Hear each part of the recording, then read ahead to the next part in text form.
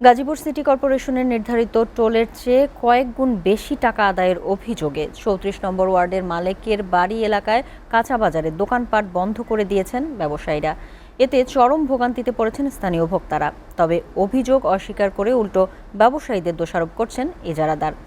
অনিয়মের প্রমাণ পেলে ব্যবস্থা নেওয়ার কথা জানিয়েছে কর্তৃপক্ষ। গাজীপুর প্রতিনিধির প্রতিবেদন। গাজীপুর সিটি কর্পোরেশনের ৩৪ নম্বর ওয়ার্ডের মালেকের বাড়ি এলাকার কাঁচা বাজার একসময় ছিল জমজমাট, কিন্তু নতুন করে ইজারা দেওয়ার পর থেকেই স্থবির হয়ে পড়েছে পুরো বাজারটি। নতুন ইজারাদারের বিরুদ্ধে রসিদবিহীন অতিরিক্ত টাকা আদায়ের অভিযোগ তুলে বিপাকে পড়েছেন ব্যবসায়ীরা। বিশেষ করে মাছ ব্যবসায়ীরা দোকানপাট বন্ধ রাখতে বাধ্য হয়েছেন। ফলে বাজারে আসা ক্রেতা, স্থানীয় বাসিন্দা ও ভোক্তাদের পোহাতে হচ্ছে চরম দুর্ভোগ। তাহলে আমরা আমাদের মতন গরিব মানুষ, একজন রুজি রোজগার, ঘর ভাড়া নাই, চর ভাড়া নাই, তারা কিভাবে চলি? সম্প্রতি ৪৫ লাখ টাকায় ১ বছরের জন্য বাজারটির ইজারা নেন মোগরখাল এলাকার হাবিবুল্লাহ বিলালী। সিটি কর্পোরেশনের নির্ধারিত টোল চার্জ অনুযায়ী মাছমহল থেকে সর্বোচ্চ ৩০ টাকা নেয়ার কথা থাকলেও এর কয়েক গুণ বেশি টাকা আদায়ের অভিযোগ করছেন ব্যবসায়ীরা। রসিদ ছাড়া টাকা আদায়ের অভিযোগ সিটি কর্পোরেশনে লিখিতভাবে দেওয়া হলেও কোনো সমাধান পাননি ব্যবসায়ীরা। প্রতিবাদে বাজারের অন্তত ৭০ জন ব্যবসায়ী দোকানপাট বন্ধ রেখেছেন। মূলত অস্ত্র ধরে আমার কাছ থেকে টাকা নিতে, আমার কাছ থেকে, ঠিক আছে, এটা জুলুম হয়ে যাইতেছে ভাই, ঠিক আছে। এই কারণে আমাদের সকল দোকানদার গুলা এক হয়ে আমাদের দোকানগুলো বন্ধ আছে বর্তমানে।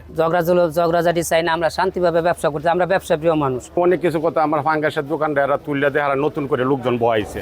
আমরা চাইতেছি বাজার সিটি কর্পোরেশনের যত ছাড় আছে আমরা এই ৬০ মতো আমরা টাকা দেবো। যদি ৫০০ সিটি কর্পোরেশন ৫০০ দেবো, যদি ৫০ টাকা আমরা ৫০ টাকা দেবো। তবে অভিযোগ অস্বীকার করে উল্টো ব্যবসায়ীদের দোষারোপ করলেন ইজারাদার হাবিবুল্লাহ বিলালী। বিষয়গুলো নিয়ে ক্লিয়ার না বসো, তাহলে কিন্তু আমি আমার দোকান আমি অন্য জায়গায় ভাড়া দিব। হ্যাঁ, আমি ১ বছর এই বাজারের মালিক, এই বছর আমি বাজারের ইজারাদার।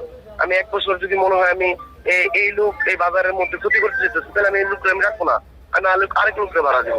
বিষয়টি খতিয়ে দেখে প্রয়োজনীয় ব্যবস্থা নেওয়ার আশ্বাস দিয়েছেন গাজীপুর সিটি কর্পোরেশন কর্তৃপক্ষ। সেই ধার্যকৃত নিয়মের বাইরে আসলে যাওয়ার সুযোগ আছে বলে আমার কাছে মনে হয় না। যদি তারপরেও তারা যদি এরকম অতিরিক্ত টাকা দোকানদারদের কাছ থেকে যদি চার্জ আদায় করে থাকে, আমাদের কাছে যদি কোনো ধরনের অভিযোগ আসে, অবশ্যই আমরা নিয়ম অনুযায়ী আমরা একটা ব্যবস্থা নেব। দ্রুত সমাধান না হলে বাজারের স্বাভাবিক কার্যক্রম ফেরার সম্ভাবনা কম বলে জানান সংশ্লিষ্টরা। এতে ভোগান্তি আরও বাড়তে পারে স্থানীয়দের। STV news desk.